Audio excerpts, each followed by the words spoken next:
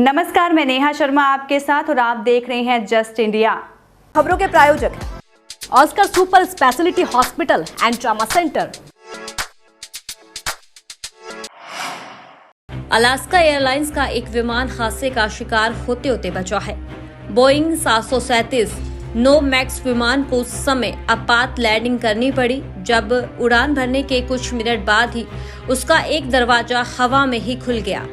यात्रियों द्वारा बनाए गए वीडियो में देखा गया है कि बीच का कैबिन दरवाजा विमान से पूरी तरह से अलग हो गया था। आपको बता दें कि विमान पोर्टलैंड से कैलिफोर्निया के ओंटारियो के लिए जा रहा था।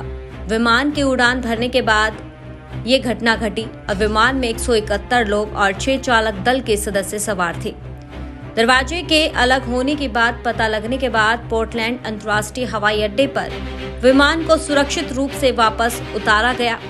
घटना के बाद अलास्का एयरलाइंस ने एक्स पर लिखा, हम घटना के बारे में जांच कर रहे हैं और ये पता लगाने की कोशिश कर रहे हैं कि ये क्या और कैसे हुआ।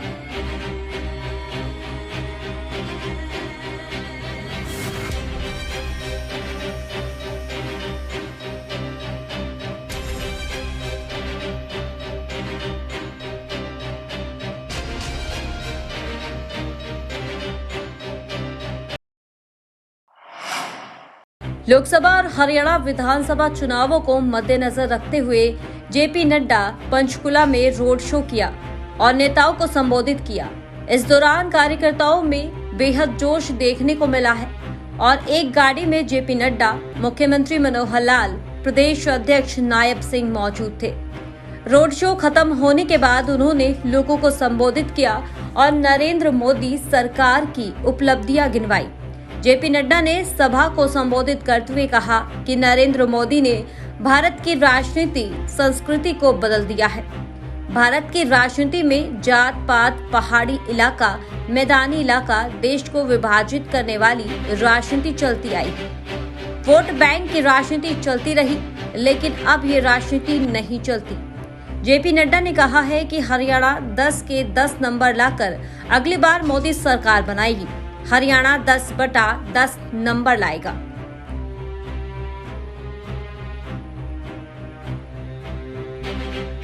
ये जो ऊर्जा उत्साह आप सबके मन में है, ये इसलिए है क्योंकि आप सब लोग देश को आगे बढ़ाने में, प्रदेश को आगे बढ़ाने में आपकी दिलचस्पी है, आपकी मन की इच्छा है और उसके लिए आपने सघन साधन भारतीय जनता पार्टी को चुना है। इसके लिए भी मैं आपका अभिनंदन करता हूं। हमें और भी खुशी होती है कि वो दुनिया के नेता हैं, वो देश के सर्वाधिक लोकप्रिय नेता हैं, दुनिया के सर्वाधिक लोकप्रिय नेता हैं और हमें गर्व और गौरव इस बात का होता है कि वो भारतीय जनता पार्टी के नेता है। इससे भी हमें खुशी। हरियाणा के 10 नंबर है, बताओ 10 नंबर है, कितने आएंगे?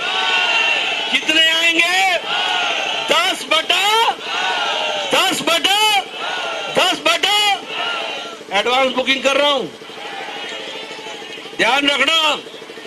मैं ऐसे नहीं आया हूं, मोदी जी का संदेश लेके आया हूं। बोलो अगली बार।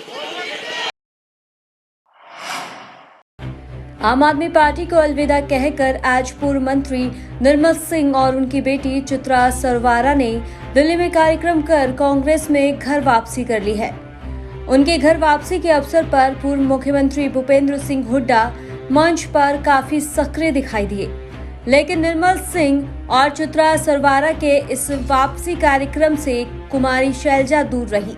जैसे ही दिल्ली कार्यक्रम की वीडियो वायरल हुई तो अंबाला जिले में शैलजा और निर्मल सिंह की चर्चा शुरू हो गई। आम आदमी पार्टी तो क्या विपक्षी दलों ने भी कांग्रेस की इस गुटबंदी पर कहा है कि कांग्रेस की सत्ता में वापसी हो ही नहीं सकती। उल्लेखनीय है कि कुमारी शैलजा और निर्मल सिंह के बीच पिछले करीब 5 साल से राजनीतिक विरोध काफी बढ़ा हुआ है। दोनों में मनमुटाव होने के चलते ही कुमारी शैलजा ने वर्ष 2019 के विधानसभा चुनाव में पिता पुत्री को कांग्रेस का टिकट लेने नहीं दिया था।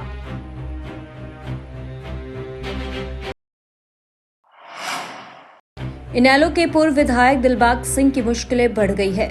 अवैध हथियार और शराब रखने के आरोप में दिलबाग सिंह के खिलाफ 2 मामले दर्ज किए गए हैं। प्रतापनगर थाने में पूर्व विधायक के खिलाफ एक्साइज एक्ट और आर्म्स एक्ट के तहत 2 मामले दर्ज हुए हैं। आपको बता दें कि ईडी की टीम ने अवैध खनन मामले में दर्ज मनी लॉन्ड्रिंग केस के सिलसिले में वीरवार सुबह इनेलो नेता दिलबाग सिंह और सोनीपत के कांग्रेस विधायक सुरेंद्र पवार के ठिकानों पर छापा मारा था। पुलिस को फैजपुर स्थित फार्म हाउस में विदेशी शराब और हथियार मिले थे। इनेलो नेता दिलबाग के घर ईडी की रेड अभी तक जारी है। दिलबाग के घर से बड़ी मात्रा में अवैध फॉरेन मेड आर्म्स, 300 कार्टन में अवैध सामान, 100 से अधिक शराब की बोतलें, 5 करोड़ रुपए कैश बरामद किए गए हैं। बड़ी मात्रा में संपत्ति के दस्तावेज भी दिलबाग सिंह के ठिकानों से मिले हैं।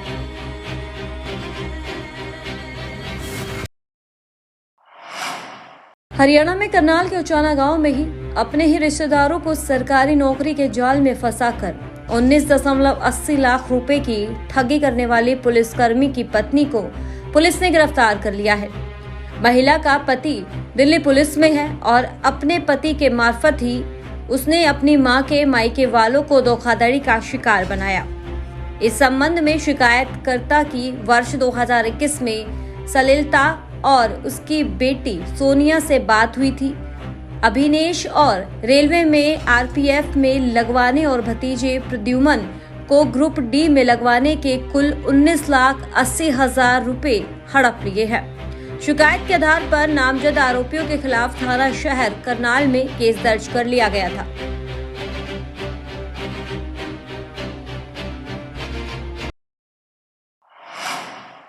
सोनीपत से गुजरने वाली पश्चिमी यमुना लिंक नहर पर हादसे रुकने का नाम नहीं दे रहे हैं। ताजा हादसा सोनीपत जिले के गांव ककरोई के पास हुआ है, जहां नहर में तेज रफ्तार स्कॉर्पियो कार जा गिरी। बताया जा रहा है कि कार में गांव हलालपुर के रहने वाले 3 चचेरे भाई मौजूद थे। एक को तो ग्रामीणों ने बचा लिया, जबकि दूसरे के शव को बरामद कर लिया गया है, तो तीसरे युवक की तलाश में गोताखोर प्रयास कर रहे हैं।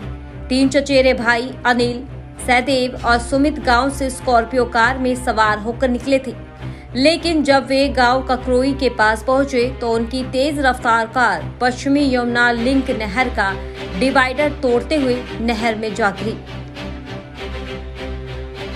एक अनिल सन्नोप लक्ष्मण वासी लालपुर का लड़का है, जो गाड़ी चला रहा था वो तो बच गया है, उसको निकाल लिया गया और बाकी एक और मिला है। क्या नाम सर उसका? उसका नाम है सहदेव। और सर एक युवक और भी था क्या? उसके बारे में बता रहे भाई, एक लड़का और सुमित नाम का, उसके बारे में भी गाड़ी को निकलवाने के प्रयास किए जा रहे हैं। उसके बाद पता लगता है कि भाई है या नहीं। एक तेज रफ्तार कार ने 4 लोगों की जान ले ली। हादसे में मां बेटे सहित कार में सवार 2 युवकों की भी मौत हो गई। इस एक्सीडेंट में 4 लोग गंभीर रूप से घायल भी हो गए। एक्सीडेंट से कुछ समय पहले ही आरोपियों ने कार में रील बनाकर सोशल मीडिया पर पोस्ट की थी। बताया जा रहा है कि कार में सवार सभी 4 युवक नशे में थे। घटना जैसलमेर के देवीकोट कस्बे में शुक्रवार रात को हुई।